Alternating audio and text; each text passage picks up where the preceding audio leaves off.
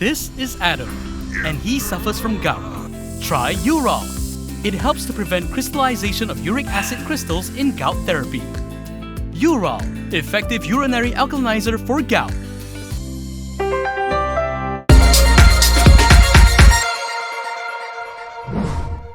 Good evening, I'm Camelia and you're watching KiniNews. Syed Saddiq has revealed that Muda will be contesting on its own in all 6 states in the upcoming state elections.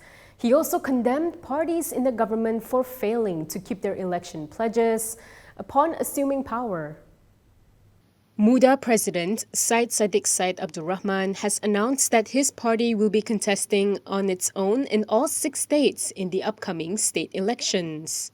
In a press conference today, he also dismissed talks that they would be splitting votes for the unity government. Bagi soal pecah undi, saya katakan ini. Cukup-cukuplah dengan politik untuk menakut-nakutkan rakyat. The politics of fear-mongering should end. We should not be using fear-mongering tactics to justify incompetence, to justify complacency, and to justify arrogance.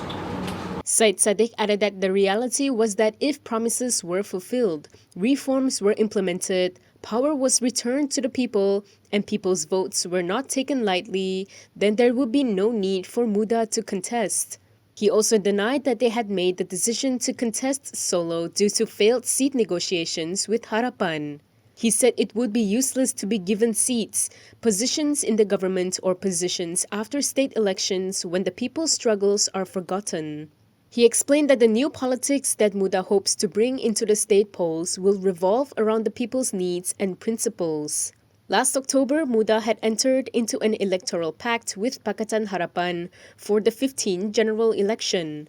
At the time, PKR President Anwar Ibrahim said that Muda was not made a component party of the coalition as it would require approval by the Registrar of Societies. Tension continues to rise within BN over Lokman Adam's remarks labeling MCA and MIC as biawak hidup or dead weight. Now an MCA Youth leader has called for his party to skip the state polls to teach arrogant people in the coalition a lesson. MCA Youth Secretary General Daniel Wah has called on the party to boycott the upcoming state polls and to not help candidates who have become arrogant after becoming friends with DAP. This comes amid tensions within BN over UMNO Supreme Council member Lokman Noor Adam for implying that MCA and MIC were deadweight. Daniel said MCA had been loyal to BN even when they were at their lowest, and component parties left the coalition. However, he said now that they have a new friend in DAP, they thumped their chests and no longer need MCA and MIC, who were called biawak hidup. Daniel added that the MCA leadership must consider this suggestion thoroughly to teach the proud, arrogant, and the unaware individual a lesson. Previously, Lokman had referred to MCA and MIC as a deadweight while commenting on how the two UMNO allies have not been contributing to BN's performance at the polls. He said this would have been fine if MCA and MIC had been loyal partners. However, he accused MCA President Wee Ka Seong and MIC Deputy President M. Saravanan of betrayal for initially signing statutory declarations supporting Muhyiddin Yassin as Prime Minister in the immediate aftermath of the 15th general election. As such, he said if the two parties wanted to contest in the upcoming polls, they needed to prove that they can get non-Malay support first.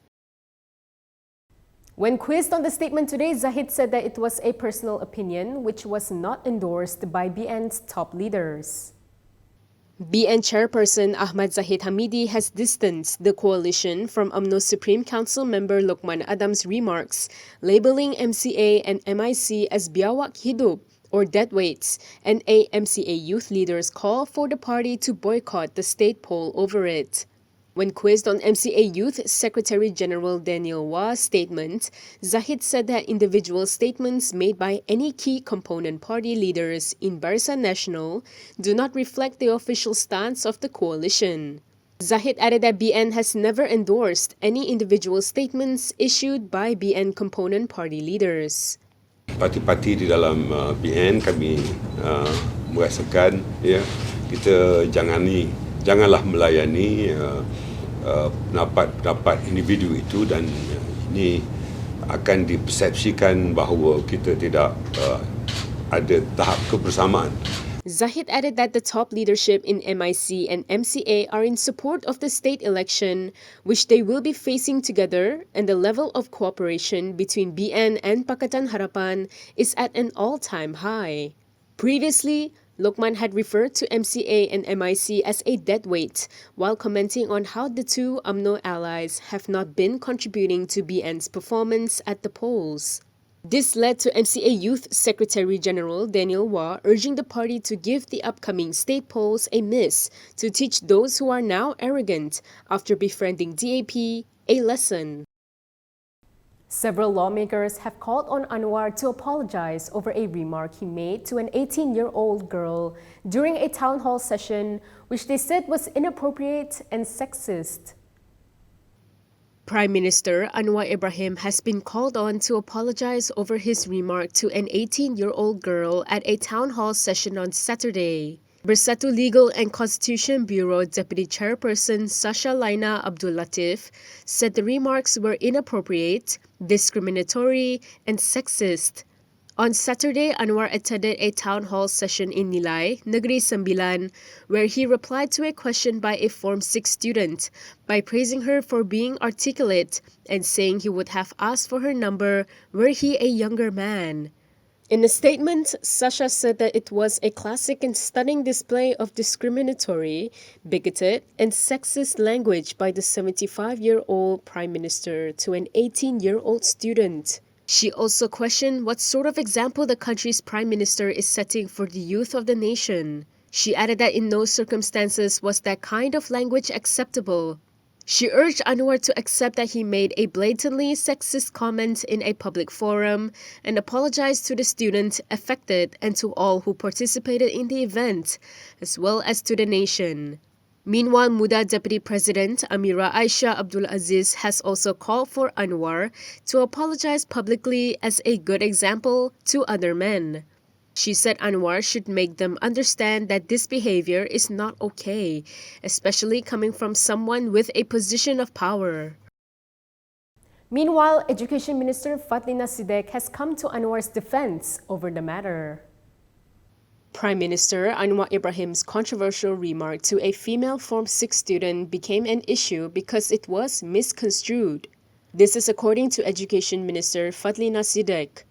According to FMT, when asked for her comment on the issue, Fatlina only said misconstrued and brushed off further questions. On Saturday, Anwar spoke at a town hall session with University Sains Islam Malaysia in Nilai, Negeri Sembilan. When posed with a well-crafted question from a female student, Anwar praised the student for her articulate manner and remarked that he would have asked for the student's number if he was younger. Anwar then made it clear to the audience that he was just being playful and that his wife was watching the proceedings. However, he has since received backlash over the remarks from Bersatu's Legal Bureau and the Muda leadership, who said the comments were unacceptable and sexist. Bersatu's Legal Bureau Deputy Chief Sasha Laina Abdul said Anwar should make a public apology over the comments. She added that Anwar had made a mockery of his own slogan, which promised Malaysia a Madani or civilized discourse. Muda Deputy President Amira Aisha Abdul Aziz also urged Anwar to apologize, saying that the Prime Minister should set a good example for other men. A woman police inspector who went viral on social media recently has been charged in court. She was charged in two separate magistrates' courts in Selayang, Kuala Lumpur today with insulting the modesty of two men, including a lance corporal, and criminally intimidating an elderly woman.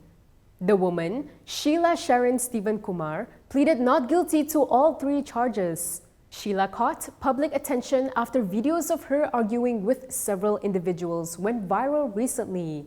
In a statement today, police said that a suspension under Section 78 of the Police Act had been imposed on her.